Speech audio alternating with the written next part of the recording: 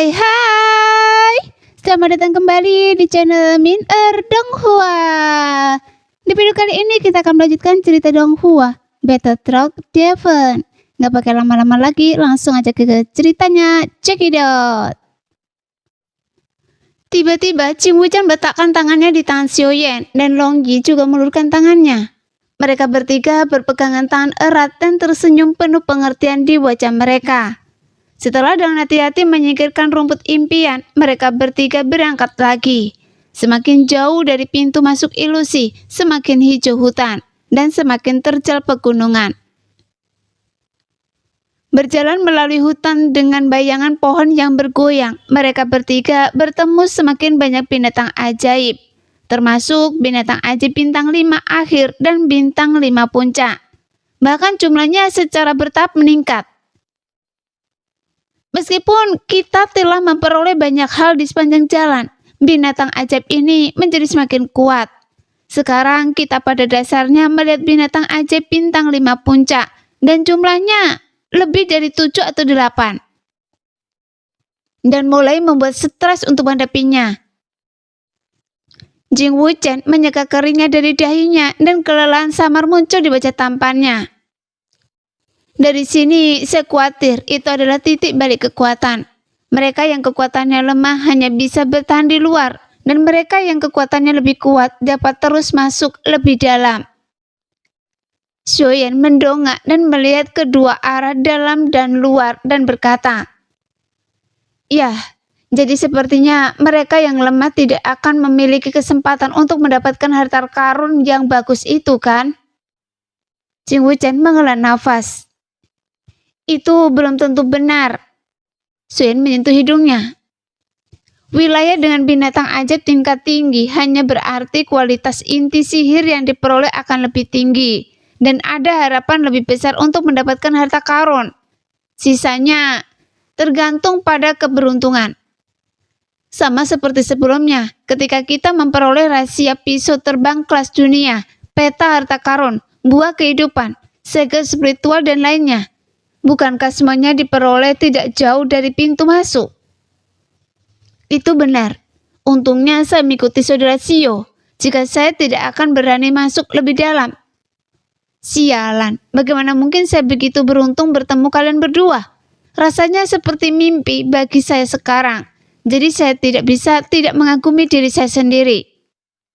Qing Wuchen berkata dengan nada meremehkan, lalu tertawa terbahak-bahak. Xiaoyan menggelengkan kepalanya karena tawa Qing Wuchen dan emosinya juga didorong oleh Qing Wuchen. Oke, kalau begitu kita akan masuk dan mendapatkan lebih banyak inti sihir bintang 6. Sekarang setelah kita memiliki cukup buah kehidupan, saya ingin memurnikan cinta jiwa dan bunga kehidupan untuk masing-masing saudaraku. Inti sihir bintang 6 yang dibutuhkan tidaklah sedikit. Mengenai apakah ada harta, itu tidak masalah. Semuanya tergantung pada takdir. Yang tidak dikatakan Xiaoyan adalah bahwa dia hanya menginginkan beberapa inti sihir bintang 6. Tidak terlalu banyak. Tidak hanya dibutuhkan untuk memurnikan obat, tetapi juga untuk meningkatkan kekuatan Doqi. Baiklah, kalau begitu, mari kita masuk lebih dalam dan mendapatkan lebih banyak inti sihir bintang 6. Dengan saudara Xiao, monster bintang 6 itu tampaknya tidak begitu menakutkan. Mereka bertiga berbicara dan tertawa sepanjang jalan, masuk ke dalam hutan, dan tanpa sengaja berjalan ke tepi hutan. Di sini, pegunungan yang bergelombang itu tampaknya terbelah menjadi 3 cabang oleh trisula yang jatuh dari langit. Di sebelah kiri adalah ngarai dengan sedikit bayangan hijau. Jalan di sebelah kanan gersang dan tidak ada rumput yang tumbuh. Bagian tengah terhubung dengan air di dalam hutan. Ketiga jalan itu terbagi dengan jelas yang membuat ketiga orang itu berhenti. Jalan mana yang harus kita ambil? Long Yi bertanya kepada Xiaoyan dengan wajah miringnya. Apapun yang Anda inginkan, bagaimanapun juga harta karun itu seperti yang dikatakan saudara Xiao, terserah pada takdir. Meskipun Qing Wuchen mengatakan ini, dia masih menatap Xiaoyan, meminta Xiaoyan untuk membuat keputusan. Xiaoyan menyipitkan matanya sedikit, merasakan kekuatan jiwanya, dan berkata, ada dua binatang ajaib tahap awal bintang 6 di ngaret dalam di sebelah kiri. Dua binatang ajaib tahap awal bintang 6? Wajah Jing Wuchen langsung memucat dan dia melihat ke arah tengah jalan pegunungan dengan mata gemetar. Ada lebih dari selusin binatang ajaib puncak bintang 5 di jalan tengah.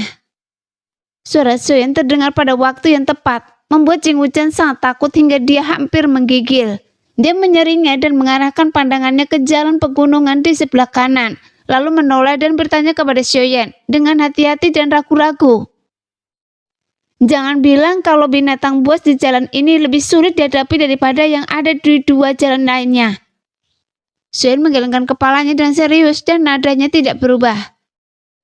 Tidak ada binatang buas di jalan di sebelah kanan. Tetapi tepat ketika Jing Wuchen tidak bersorak, dia menambahkan, tetapi ada lebih dari 50 orang.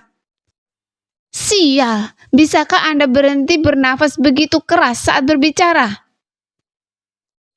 Jing Wuchen berseru, sedikit putus asa. Sial, lebih dari 50 orang, mereka yang bisa masuk ke sini semuanya kuat. Kemudian dia menatap Xiaoyan dengan penuh semangat. Ternyata takdir membutuhkan sejumlah kekuatan. Sudah Xiao, Anda putuskan jalan mana yang akan diambil. Takdir tidak sepenuhnya didasarkan pada kekuatan, tetapi itu pasti tidak mungkin tanpa kekuatan. Xiaoyan terhibur oleh Jing Wuchen dan melambaikan tangannya menunjuk ke ngaret dengan tanaman hijau di sebelah kiri. Ayo, ambil yang ini. Oke, sialan, dengan kalian berdua di sekitar, bahkan inti sihir dari binatang buas bintang 5 teratas tidak layak untuk dilihat. Bagaimana dengan yang bintang 6? Jing Wuchen tidak bisa menahan air liur ketika dia memikirkan inti sihir bintang 6. Apa yang akan Anda lakukan ketika Anda keluar? Anda tidak menyukai yang bintang 5 dan Anda tidak bisa membunuh yang bintang 6. Xiaoyan bercanda dengan Jing Wuchen. Iya, saya juga khawatir tentang ini. Baiklah, lupakan saja untuk saat ini. Paling-paling saya akan menemukan Anda saat saya ingin membunuh binatang buas bintang 6 setelah saya keluar. Jing Wuchen cemberut dan menggelengkan kepalanya tanpa daya. Tampak sangat tertekan, sehingga Xiaoyan geli dengan Jing Wuchen dan tidak dapat menahan diri untuk berkata, sebenarnya saya tidak mengincar dua inti sihir bintang 6. Lalu? Keduanya bertanya dengan heran. Bahkan Long Yi berpikir bahwa tujuan Xiaoyan hanyalah inti sihir. Bukankah kita mendapatkan banyak buah kehidupan sebelumnya? Saya membuat perkiraan kasar. Dengan wanita saya, teman-teman, calon wanita saudara laki-laki, dan yang Anda inginkan. Jumlah pil permajaan yang perlu dimurnikan cukup banyak. Anda tidak tahu bahwa selain buah kehidupan yang sulit ditemukan, bahan-bahan yang dibutuhkan untuk memurnikan pil permajaan juga membutuhkan darah naga dan darah burung ponik. Dan saya sangat kekurangan kedua bahan ini, terutama darah burung ponik. Sudah Xiao, apakah maksud Anda kedua monster ini bukanlah monster biasa, melainkan naga dan burung ponik yang jarang terlihat di benua Dodi?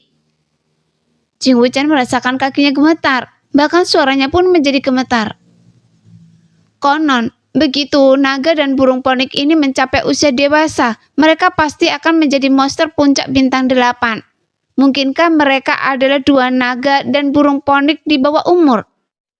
Ya Tuhan, jika kita membantai naga dan burung ponik di bawah umur itu dan ditemukan oleh orang tua mereka, saya tidak berani memikirkannya lagi. Bukan hal yang lucu untuk memprovokasi monster puncak bintang 8.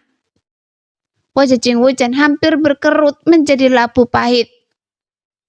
Lihat isi perut Anda. Kapan Anda mendengar bahwa ada binatang ajaib di atas bintang 7 ada dalam ilusi ini? Penjaga ilusi itu hanya berada di bintang 7. Hei, ayah, saya belum melihat seperti apa rupa burung ponik. Ayo kita bunuh satu. Long Yi merutkan bibirnya ke arah Jing Wuchen dengan jijik dan segera matanya berkilat karena kegembiraan. Jadi, kedua naga dan burung ponik ini adalah naga dan burung ponik di bawah umur tanpa perlindungan naga dan burung ponik dewasa. Kalau begitu, saya tidak keberatan menjadi seorang pejuang yang membunuh naga dan burung ponik. akan menjadi kehormatan tertinggi untuk memberitahu orang lain tentang hal itu di masa depan. Mata Jing Wuchen penuh dengan bintang-bintang kecil yang bersinar, dan dia tampak bersemangat untuk mencoba. Lihatlah kalian berdua. Xuan menggelengkan kepalanya tanpa daya. Apakah begitu mudah untuk bertemu dengan naga dan burung ponik legendaris? Keduanya hanyalah binatang buas sub naga dan binatang buas sub ponik. Sial! Long Yi dan Jing Wuchen menghela nafas bersama, dan Jing Wuchen bahkan lebih kecewa. Ternyata mereka hanya 2 subspesies dengan darah yang tidak murni. Jadi saya sangat senang dengan sia-sia. Berpuaslah jika kita bertemu dengan naga dan burung ponik sungguhan, bahkan jika mereka belum dewasa, bahkan jika mereka hanya pada tahap awal bintang 6. Kita bertiga tidak akan punya pilihan selain melarikan diri. Xuan memutar matanya melihat kelucuan Jing Wuchen. Namun, meskipun mereka hanya subspesies, darah mereka tidak mempengaruhi efek pil permajaan, jadi sudah cukup bagus. Selain itu, untungnya, kedua sub naga dan ponik ini seharusnya belum tumbuh sepenuhnya, jadi mereka hanya memiliki kekuatan tahap awal bintang 6. Kalau tidak, kita masih harus melarikan diri. Pada titik ini, Xuan sedikit bingung. Tetapi saya tidak begitu mengerti bagaimana binatang sub naga ini bisa begitu kebetulan dengan binatang sub ponik. Jing Wuchen menjadi tertarik ketika mendengar Xuan menanyakan hal ini, karena pengetahuan inilah yang menjadi kelebihannya. Apa yang aneh tentang ini? Naga dan burung ponik adalah binatang ajaib teratas di benua Dodi, dan mereka secara alami memiliki kesombongan yang tak tertandingi dalam tulang mereka. Meskipun binatang sub naga dan sub ponik hanyalah subspesies, dan hanya mewarisi sebagian dari garis keturunan naga dan ponik, mereka telah mewarisi banyak kesombongan. Binatang ajaib biasa secara alami tidak ada di mata mereka. Tentu saja, mereka yang dapat berkumpul bersama. Tentu saja, mereka yang memiliki garis keturunan bangsawan yang sama dengan mereka. Meskipun contoh seperti itu tidak ada di benua Dodi, mereka tidak jarang. Tentu saja situasi ini pasti laki-laki dan perempuan. Jika tidak, mereka akan tetap saling tolak. Jing Wuchen menambahkan. Jadi begitu. Mata Xuan dipenuhi dengan kegembiraan seorang alkemis yang melihat bahan obat yang sangat dibutuhkan. Dan dia mendesak Jing Wuchen. Ayo pergi, bahkan jika itu demi pil permajaan yang bisa membuat saya menjemput gadis-gadis. Anak muda, bergembiralah. Kali ini kita harus berhadapan dengan 2 binatang buas sub naga dan ponik bintang 6, yang bukan tugas yang mudah. Ketika pil permajaan disebutkan, Jing Wuchen segera menjadi bersemangat dan melompat bersama Long Yi untuk mengikuti Xuan ke ngarai di sebelah kiri. Ngarai itu berkelok-kelok dan dinding gunung di kedua sisinya berbatu. Pohon-pohon besar yang tumbuh dari bebatuan dan keras kepala menjulurkan cabang-cabang yang kuat. Meskipun kehijauan masih rimbun, itu selalu membuat orang merasakan rasa membunuh yang telah lapuk oleh embun beku selama bertahun-tahun. Mereka bertiga berlari kencang dan raungan monster datang dari kejauhan dari waktu ke waktu, sehingga suasana berbahaya menyebar dengan langkah kaki ketiganya yang mendekat. Itu di depan, hati-hati. Xuan berhenti sejenak dan mengarahkan tangannya ke depan. Jing Wuchen dan Long Yi melihat ke arah yang ditunjuk Xuan dan melihat area terbuka di depan mereka, sekitar puluhan ribu kaki persegi. Asap dan debu yang berterbangan di atas mengaburkan pandangan ketiga orang itu, dan 2 binatang besar sama-sama terlihat tergeletak di tanah, seolah-olah mereka telah mencium nafas si penyusup. Kedua binatang itu tiba-tiba mengangkat kepala dan menatap ke arah ketiga orang itu. Ekor besar yang berayun dan sayap yang mengepak berhenti dari waktu ke waktu, yang membuat asap dan debu berangsur-angsur hilang. Dan ketiga orang itu akhirnya melihat penampilan kedua monster itu. Binatang subnaga di sebelah kiri seperti naga dan tubuhnya seperti ular piton.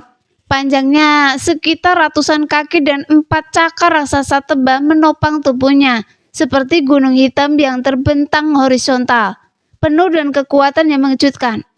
Namun dibandingkan dengan naga sungguhan, binatang subnaga ini tidak memiliki sayap. Binatang subponik di sebelah kanan tampak jauh lebih anggun. Tubuhnya tidak lebih dari 100 kaki panjangnya.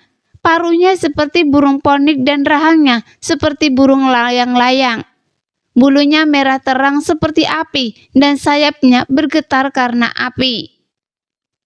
Suresio, binatang subnaga dan ponik ini tampaknya lebih kuat dari naga batu yang kita temui sebelumnya. Apakah kita benar-benar yakin? Merasakan aura kuat dari kedua monster itu, Jing Wuchen tidak bisa menahan diri untuk tidak menggigil dan bertanya kepada Xiaoyan dengan tenang. Karena mereka memiliki sedikit darah naga dan ponik di dalam dirimu, wajar saja jika mereka lebih kuat dari monster biasa. Xiaoyan sedikit mengernyit. Coba saja, bagaimana kita bisa tahu kalau tidak mencoba? Mendengar nada bicara Xiaoyan yang tidak yakin, jantung Jing Wuchen berdetak kencang dan dia tidak bisa menahan diri untuk tidak ragu. Melihat ketiga semut yang telah memasuki wilayah mereka masih membicarakan mereka dan tidak berniat untuk takut atau mundur saat melihatnya. Kedua monster itu tidak dapat menahan amarah mereka dan hampir meraung ke langit pada saat yang bersamaan. Kemudian binatang subnaga itu mengangkat kaki kirinya dan melangkah turun dan keras. Segera melangkah keluar dari lubuk besar di tanah, sehingga retakan besar di sekitarnya menyebar ke segala arah seperti jaring laba-laba. Segera, ketiganya bergerak sangat cepat, dengan bayangan pepohonan yang terus berlalu. Tepat saat mereka melewati hutan kayu putih yang tinggi dan lurus, teriakan melengking menghentikan langkah mereka. Apa yang terjadi? Jing Wuchen tidak dapat menahan diri untuk bertanya dengan kaget. Ketika suara yang menyayat hati itu tiba-tiba terdengar di tengah keheningan hutan, Long Yi meluruskan tombaknya dan melihat dengan waspada ke arah suara itu. Di sana! Xiaoyan mengangkat alisnya dan menunjuk ke hutan lebat di sisi kirinya. Ada sekitar 30 dodi. Kedua belah pihak seharusnya bertarung sampai akhir. Ketika kekuatan jiwa saya tiba, tidak ada seorang pun yang berdiri. Mati bersama? Jing Wuchen melengkungkan bibirnya dan menyentuh wajahnya dan berkata dengan bercanda. Hal yang baik seperti itu benar-benar terjadi pada kita. Bukankah semua rampasan itu akan diberikan kepada kita secara cuma-cuma? Saya selalu merasa bahwa ini terlalu kebetulan. Mendengar kata-kata Jing Wuchen, wajah Long Yi menunjukkan sedikit keraguan. Bagaimana mereka semua bisa mati begitu cepat setelah mendengar teriakan itu? Hutan ini sangat besar sehingga kita tidak tahu berapa banyak dodi yang bertarung setiap saat. Kita kebetulan berada di tempat yang tepat, pada waktu yang tepat. Jing Wuchen tidak setuju. Mungkin suara tadi dibuat oleh orang terakhir yang jatuh? Selain itu, menurut saudara Xiao hanya ada sekitar 30 mayat. Apa yang salah? Itu akan sia-sia jika kita tidak mengambil keuntungan mereka. Bagaimanapun itu tidak akan memakan banyak waktu. Ayo pergi. Kata-kata Jing Wuchen masuk akal, dan dengan keuntungan kekuatan jiwa, Xiaoyan sama sekali tidak takut dan memberi isyarat kepada Long Yi untuk tidak khawatir. Melihat kata-kata Xiaoyan, Long Yi mengangguk patuh dan mereka bertiga melewati puncak pohon yang bergelombang dan tiba di hutan lebat. Sejauh mata memandang, cahaya di hutan itu redup dan berantakan. Ada jejak pertempuran di mana-mana, dan puluhan mayat tergeletak di tanah di segala arah. Dengan noda darah berceceran di pohon-pohon dan daun-daun yang berguguran, menjadi saksi bahwa telah terjadi pertarungan berdarah yang tragis di sini. Tidak jauh dari mayat-mayat itu, seekor binatang iblis jatuh di sana. Kepalanya telah terbelah dan inti sihir di dalamnya tidak terlihat dimanapun. Namun bukan mereka yang menarik perhatian Xiaoyan dan dua lainnya, tetapi dua pria berpakaian abu-abu di bawah pohon. Keduanya ditumpuk di atas satu sama lain. Salah satu dari mereka memotong leher yang lain dengan pedangnya hampir setengah jalan. Dan pedang yang lainnya juga menusuk dadanya, sehingga ujung pedang keluar melalui punggungnya. Di bawah keduanya sebuah benda berkilo setengah tersembunyi. Setelah mereka bertiga melihat dengan seksama dan menemukan bahwa benda seukuran kepala manusia ini sebenarnya adalah inti sihir bintang 6. Ini untung besar. Saya mendapat inti sihir bintang 6 dan begitu banyak cincin penyimpanan tanpa alasan. Wajah tampan Jing Wuchen langsung gembira dan dia berteriak dan hendak maju untuk mengambil barang rampasan. Tunggu! Xion melulurkan tangannya untuk menghentikan tindakan Jing Wuchen. Menggigit bibirnya pelan beberapa saat, lalu sedikit mengernyit dan berkata, saya tidak tahu kenapa, tapi saya selalu merasa ada yang tidak beres saat datang ke sini. Ada apa? Dapat dilihat dari sini bahwa satu pihak baru saja membunuh monster itu, tetapi dimata-matai oleh sekelompok orang lain, dan kedua belah pihak terbunuh dalam pertarungan. Jing Wuchen merasa bahwa Xion terlalu berhati-hati dan melanjutkan. Bukankah kita pernah menemui hal seperti itu sebelumnya, dan akhirnya kita mendapatkan peta harta karun yang lengkap? Terlebih lagi, dengan terdeteksinya kekuatan jiwa saudara Xiao, apalagi yang bisa disembunyikan dari Anda? Tapi saya selalu merasa jantung saya berdebar-debar. Wajah Xion sedikit berubah. Di sini terlalu gelap, biarkan saya melihat dengan jelas dulu.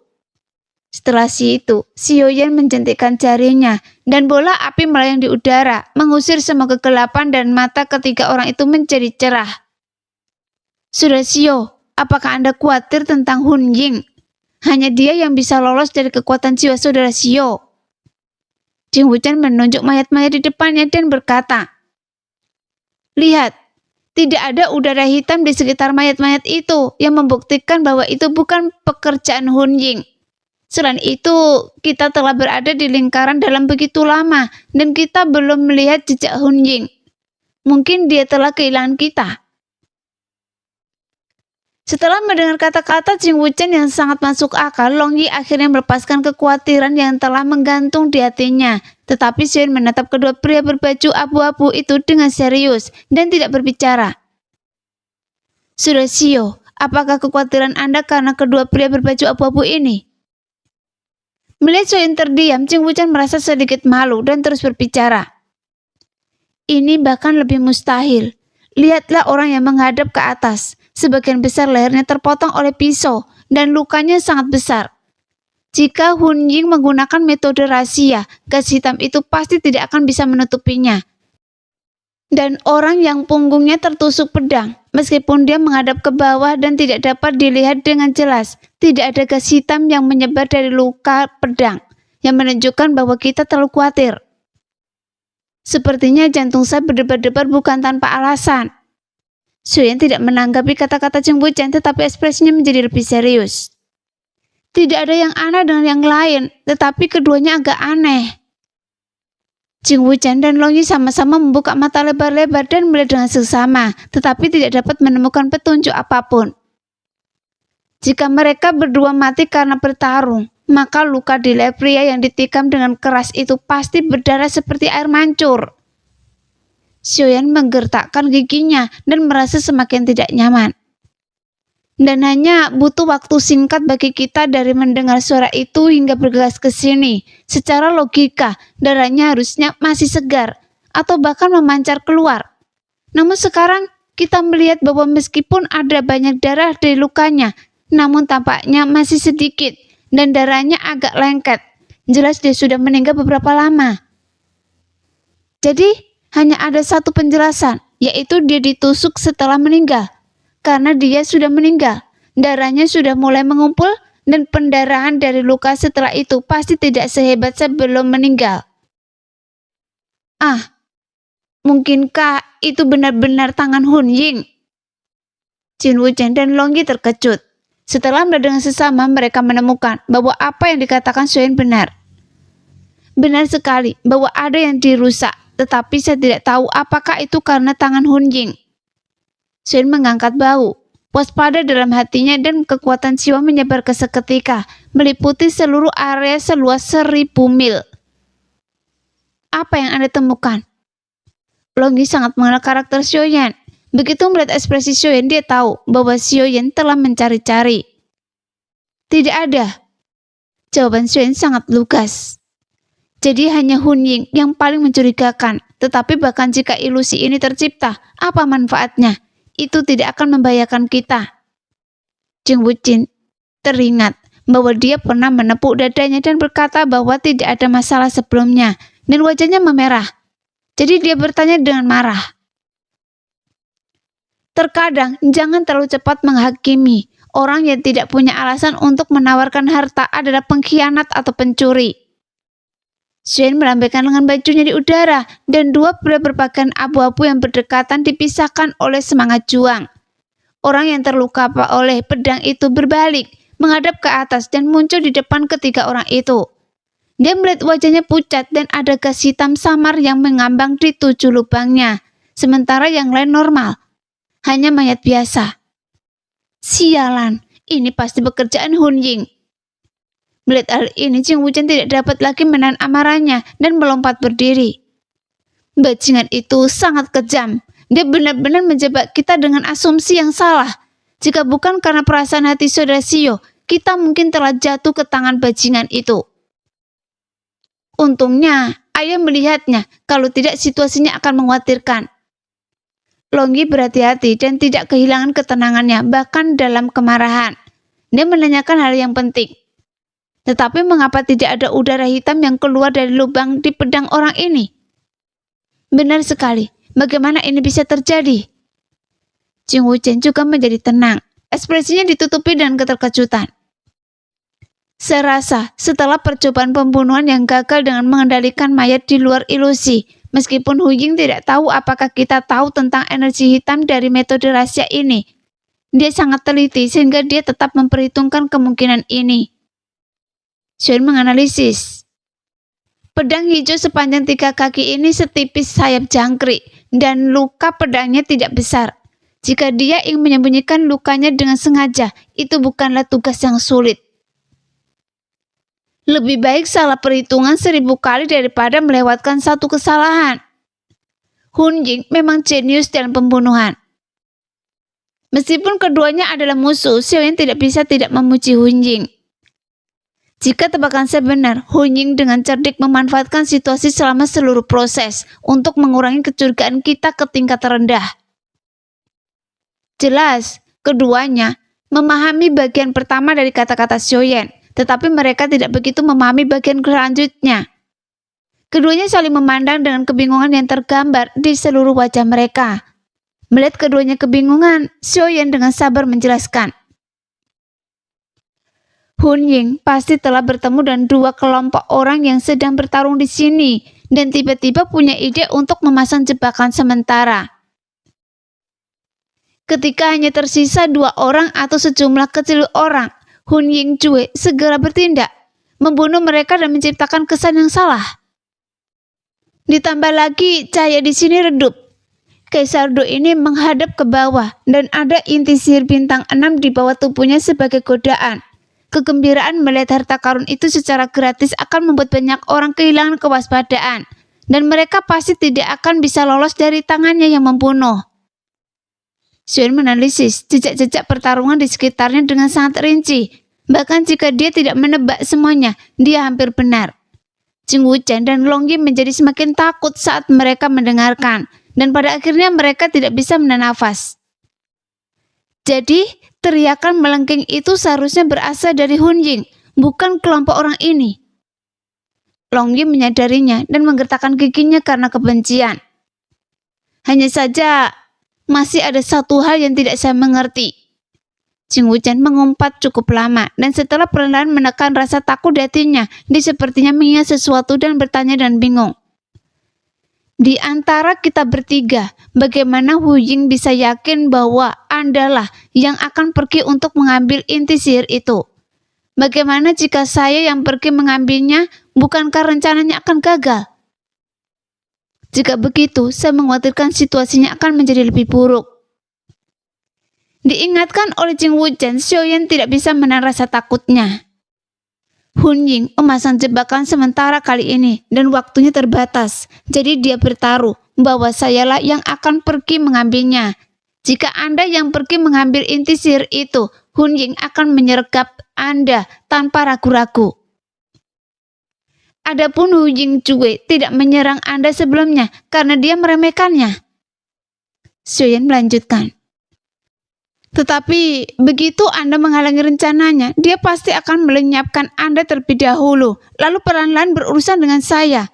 Jika demikian, itu akan menjadi pukulan yang lebih besar bagi saya, karena saya tidak bisa mentolerir Anda mati di hadapan saya. Mendengarkan kata-kata Xiaoyan, Jing Wuchen menghirup udara dingin. Jika Hun Jing benar-benar menyerangnya, maka akhir hidupnya bisa dibayangkan dengan jari-jari kakinya. Tidak dapat menahan amarah di hatinya lebih lama lagi. Jing Wuchen melompat berdiri. Pisau-pisau beterbangan berputar-putar di atas dan ke bawah, dan matanya sedingin es saat dia mencari-cari. Jangan buang-buang energi Anda, mungkin dia sudah menyelinap pergi. Xiaoyan menatap Jing Wuchen yang marah sambil tersenyum.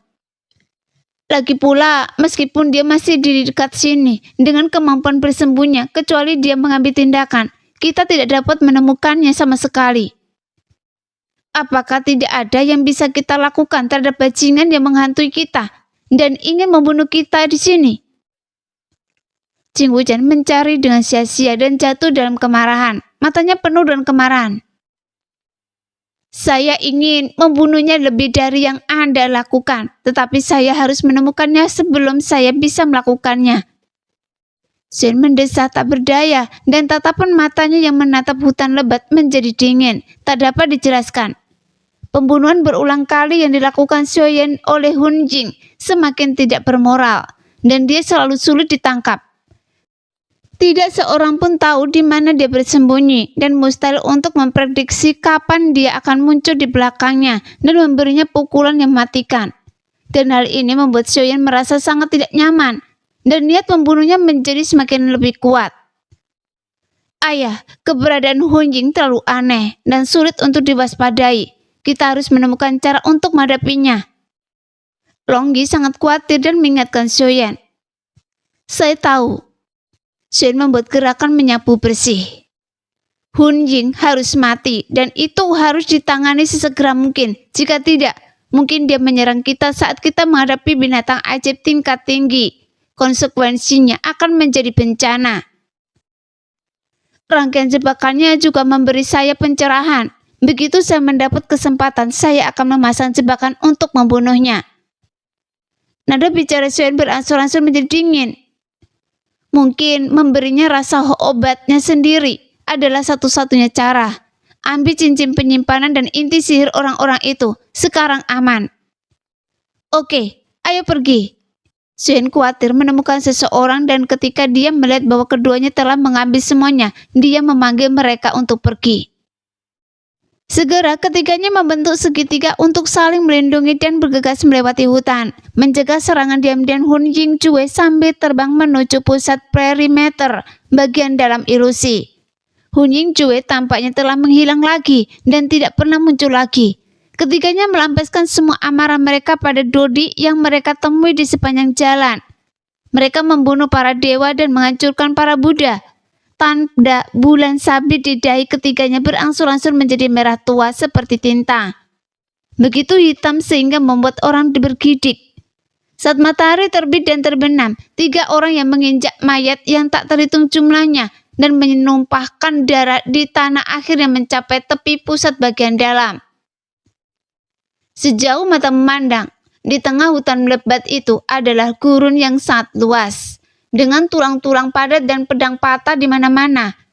Ada orang-orang yang bertarung dengan sengit di mana-mana di gurun itu, baik sendirian atau berkelompok, atau mengejar yang sedikit dengan yang banyak, atau melawan yang banyak dengan yang sedikit. Dari waktu ke waktu, sosok-sosok jatuh dan menjadi bagian dari lautan mayat. Di tengah gurun ada sebuah platform dengan panjang dan lebar sekitar 100 kaki, ditutupi oleh perisai merah darah. Berbentuk setengah lingkaran, namun tidak ada apapun di platform itu, kecuali sebuah tablet batu besar. Tablet batu itu gelap dan ditutupi dengan rune yang tidak diketahui artinya. Rune-rune itu berwarna merah cerah, seolah-olah ditulis dengan darah manusia, yang terlihat sangat aneh. Gelombang riak yang menjengkelkan terus menyebar. Platform itu seharusnya menjadi tempat yang disebutkan oleh penjaga untuk mendapatkan hadiah. Tetapi belum ada seorang pun di dalam perisai itu. Seharusnya tidak ada seorang pun yang bisa masuk kecuali 10 orang. Dengan nilai pembunuhan tertinggi pada akhirnya. Ekspresi Ching Wuchen perlahan bertahan dan dia menutupi dadanya dan berkata, papan batu di platform itu pastilah sumber dari niat membunuh itu. Saya merasa sulit untuk mengendalikan kejengkelan di hati saya sekarang. Dan pisau terbang di tangan saya sangat tidak menyenangkan. Saya baik-baik saja. Niat membunuh di sini tidak cukup untuk mengganggu pikiran saya. Xuan mengangguk setuju dengan pernyataan Ching Wuchen. Hanya saja saya tidak menyangka pembunuhan di sini begitu ganas, jauh di luar imajinasi saya. Ya, lihat tulang-tulang di seluruh tanah. Berapa banyak orang yang harus mati untuk memenuhi gurun yang begitu luas. Bahkan Long Yi terkejut melihat tulang-tulang berserakan di tanah. Pemandangan ini tidak cukup untuk menggambarkan 1/10.000 darinya. Diperkirakan sangat sedikit dari Dodi yang datang kali ini yang dapat keluar hidup-hidup. Sayangnya, gua pembantaian berdarah bukan hanya tempat harapan bagi Kaisar Do Puncak Bintang 4, tetapi juga tempat pemakaman Kaisar Do Puncak Bintang 4. Bagaimanapun tidak mudah untuk berkultivasi ke Puncak Bintang 4 dan haru menghadapi kesengsaraan Kaisar Bintang 5. Xuan menghela nafas dalam-dalam dan tekadnya untuk memburu kura-kura berhati ungu menjadi semakin kuat. Keberhasilan seorang jenderal adalah hasil dari pengorbanan ribuan orang. Jalan menuju puncak Kaisar Do diaspal dengan darah dan sudah seperti ini sejak zaman kuno. Ching Wuchen menggosok mata merahnya. Namun dia tidak tahu apakah dia akan diserang oleh niat membunuh yang kuat, sehingga nada suaranya berangsur-angsur menjadi dingin.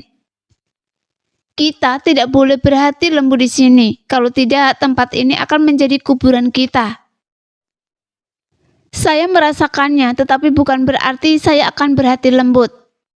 Xuan tersenyum tipis. Sekarang bukan saatnya untuk duel terakhir. Mari kita lihat apakah Nulong dan Hun Dun Bumei ada di sini terlebih dahulu.